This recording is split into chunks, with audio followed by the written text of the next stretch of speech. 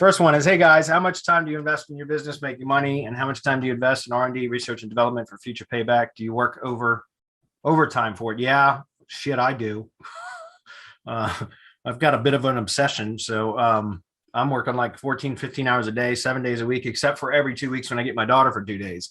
So I work 12 days on, 2 days off. 12 days on, 2 days off. And it's because it's winter time right now. When it starts to get nicer out, I'll start going on ATV riding trips and stuff. But yeah, I work a lot.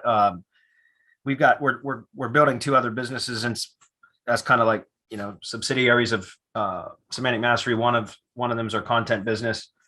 Another one is my link building service, which is only available to mastermind members currently, but it's like a link building and consultation service. And so right now, between the commitments to Semantic Mastery as far as training and the mastermind webinars and the SOPs that I've been promising, and then building Content Kings, and then managing my link building business, and then I still have an agency, and I also have my lead gen business.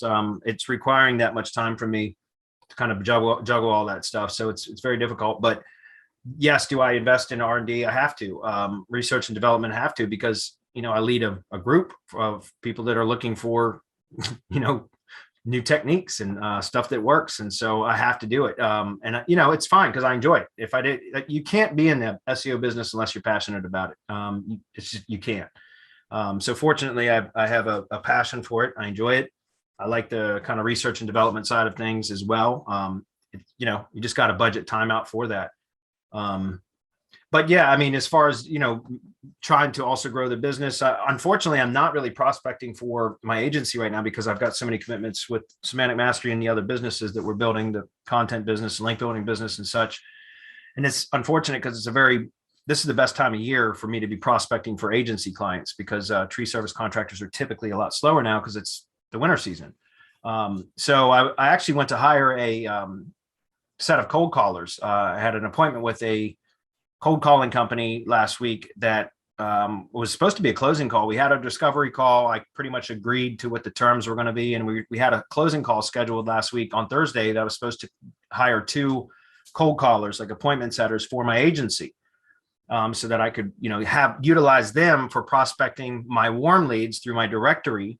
I started a directory site that I use for prospecting, and that's been incredibly successful. The bottleneck is me, because I get a lot of warm leads coming in, but I don't have the time right now or the bandwidth to process those leads because I'm working on these other businesses. So I was going to hire two cold callers to, basically follow up with the warm leads and set appointments on my calendar for me to have the discovery call with them, which then leads to a closing call. Anyway, long story short, the son of a bitch that was supposed to close me didn't show up for the Zoom call. And about 2 hours later, I sent him 3 emails while I was in there for the Zoom call for 10 minutes waiting on him.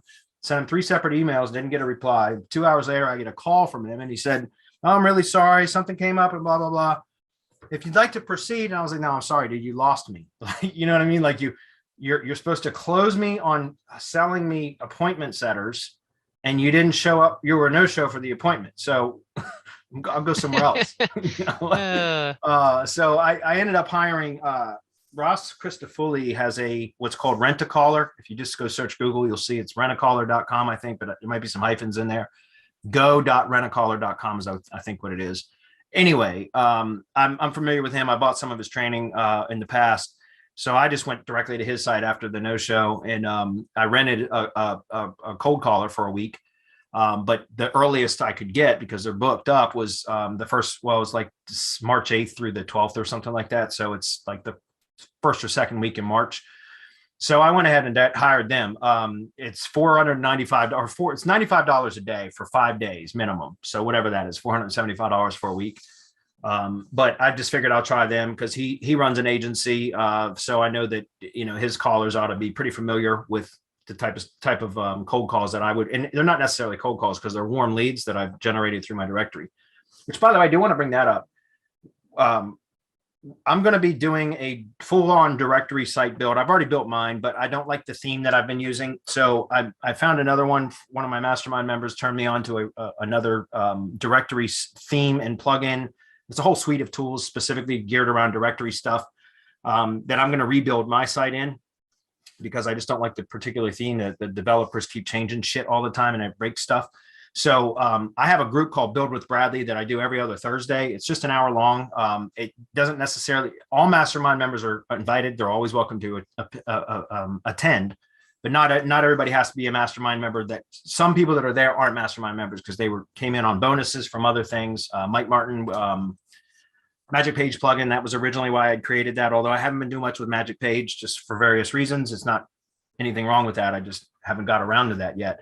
Long story short, I'm going to be doing, I posted a poll in the mastermind about anybody interested in building a directory site.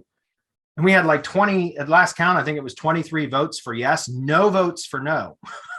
So I'm going to convert the Build with Bradley group. The next Build with Bradley group is tomorrow. And it's going to be the last one under its current format. It's still going to be called Build with Bradley. It's going to be every other Thursday. But we're going to shift the focus as of, I think, what is it, February 10th or whatever, that not tomorrow, but 2 weeks from tomorrow will be when we start the directory build process. It's been my most successful method for prospecting in my 10-year digital marketing or SEO career. So I think I've been trying to encourage mastermind members to build their own directory site because I've got a whole system that I built with High Level for prospecting that automates the follow-up and just it works great. I've got over 320 warm leads in my pipeline right now that I haven't followed up with. So it's very successful. It works great. But I kept telling people, just build your directory site on whatever theme you want. Don't use the theme I'm using because it's awful, but build your directory site. And then I can show you how to build the whole prospecting machine around that. And everybody stops right there. They don't want to build their directory. They want guidance on how to do that first. And so I decided that I'm going to rebuild my site, starting from scratch, like a staging domain or whatever. And then I'll transfer it onto the existing domain once I get it built. And so I'm going to guide the group on how to build a directory site first, so that then we can move on to the next phase, which is like using High Level, which is what I'm using now for building the rest of the automations and the prospecting machine, which again is 100% automated. And it took me months to build it, but it shouldn't take anybody else that long because I've already done it, right? So with my guidance, my plan is to do like the whole directory build and the prospecting machine build over about a 12-week period. So if anybody's interested in that, wants to do a niche directory, I mean, you can do a local business directory. I don't recommend that. You should niche down. It's much easier that way. You got the entire country or the world as your market if you're doing a niche industry specific directory. But if anybody's interested in that, again, join the mastermind. It's we've got a stupid deal for quarterly membership. So there's no reason why you can't join if you're interested in using a directory for prospecting. So anybody want to comment on that real quick? Yeah, definitely. I like that one. I just want to circle back to what Bradley said towards the beginning. I think like the time I invest in my business making money and how much to R&D, like I don't think that it really matters. And I wouldn't, like I could say I spend 31.5 hours, and I'm not saying it's a bad question, BB. I'm just saying it doesn't really matter. And that's why I don't want to address it. I would just say that yes, there's a split. I spend time invested in my business to make money, but also, it changes as you go too. Like I spend time having a weekly team meeting. I talk with my project manager for 90 minutes a week, and like that's maybe not billable time to a client, but it sure as hell is money or time I'm putting in that results in a better team, more money. So there's things like that too. And then how much time do you invest in R&D? I agree with Bradley. I would say that there's no like set time, but there needs to be time set for that, and what that looks like to you could really change. For me, when I'm maxed out hours like during the week, I don't think creatively as well. I don't, like, subconscious isn't working, so I know that I just have to keep my active hours down. I cannot be booked up 8 hours a day. Like I don't work well. I need to have an afternoon off, and it's not like I'm going out and staring at the wall. Like I'll read.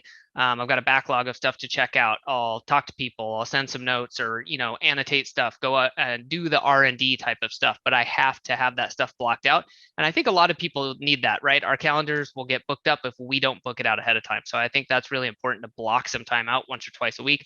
Again, this could look totally different for you, but I think the core idea there is making sure you have time and not just saying, I'll do it when I have time available, because you'll never have time available. And then last but not least, I think Bradley touched on this, but being passionate about it really helps.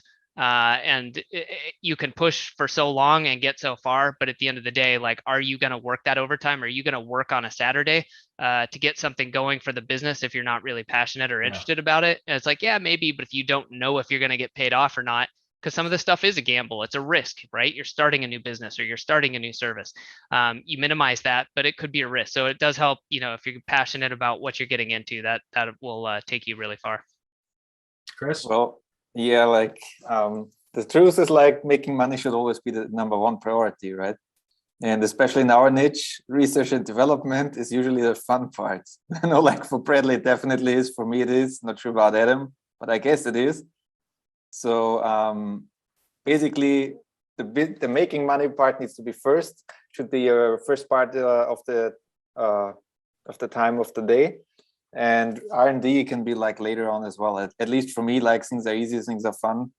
On research and development, I'm always excited about doing those things. So that stuff is not hard to do. Like the only thing that I can say is like we have one benefit.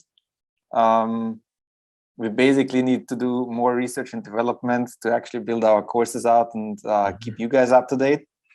So you guys can make more money. So I highly recommend you leverage that. Yeah. And then one thing I want to add on to that is, I think what Adam said is absolutely true. You have to pay yourself first. If you've ever taken any sort of kind of like financial, whatever, like responsibility courses or whatever on how to save money and all that kind of stuff, they always tell you pay yourself first, right? So if you earn a paycheck, take the first 10% and put that away in a bank, like, and before you pay your bills or anything else, right? You pay yourself first. That way, you know that you're saving. You become accustomed to live on a little bit less money. It just tends to work out. But that way, it's being paid instead of like people always, a lot of people will say, I'll save if I have money left over. Well, you never have money left over. So you pay yourself first. That way, you're guaranteeing to build that kind of savings account. Well, it's the same thing with like R&D. Pay yourself first, right? I host a Monday group, accountability group with some of our mastermind members. Every Monday we meet for 30 to 60 minutes, and we just talk about various things. But one of our members, I'm not going to call him out by name here, but it's taken him a few months to really get around to that point. He had intentions to pay himself first, which is to block out, as an agency owner or a consultant, right? We oftentimes get caught up in putting out fires or playing whack-a-mole with our clients all the time, instead of working on building our own business, right? We're always building our clients' businesses, not our own. And you have to budget time out to build your own business. And if that's R&D, there's a component of that, right? R&D is a component of building your business. Studying or, putting in, building marketing materials for your own agency or your own business, as opposed to just always doing SEO or whatever you're doing for your clients. That's all important. And so you kind of have to block that time out. And for me and for the member that I was talking about in my accountability group, we both agree that it's like first thing in the morning. So like if I got to learn a new technique, or if I got to do work on learning how to do a new software or a new tool or something like that, a new app, like I'm in ClickUp right now. I've spent an enormous amount of time in ClickUp in the last few weeks, and I've built stuff in ClickUp and then throw it all away and then rebuild it again, because you know what I mean? Like it's irritating as hell, but it's one of those things that it's necessary. It needs to be done. So I'm best at that first thing in the morning. So I'll schedule about 90 minutes or 2 hours, depending on the day, to just focus on that first thing in the morning, because I know in the evening I'm burned out by the end of the day. I don't want to work on that shit then. Like in the evening, that's when I'll like do domain hunting, because that's like I can have the TV on and do that on my laptop when I'm, kind of not even really paying attention. But like in the morning when I got to learn something new, that's where I'm the most creative. I know it's different for everybody else, but for me, that's when I'm the freshest. So that's when I'll do R&D. I'll learn new techniques. I'll study. I'll learn how to use a new app. I'll work on marketing materials for my own business or for Semantic Mastery or whatever. You know what I mean? So pay yourself first is my point. Budget time out first thing in the day. Like there's a great book by Brian Tracy called Eat That Frog. And it's all about, prioritizing things and get the thing off your plate that is the most pressing first, right? The thing that, and a lot of times the stuff that we procrastinate on is the stuff that's the most pressing. So if you just get it done, get it out of the way, then it's done, and the rest of your day is going to be productive anyway. So yeah. I love that. Yeah, that's the one, like, what's the one thing you're procrastinating? Like, that's probably what you should be working on. Yeah, I agree. So anyway, that was a great question. We spent a lot of time on that, so we're going to move on. Alif,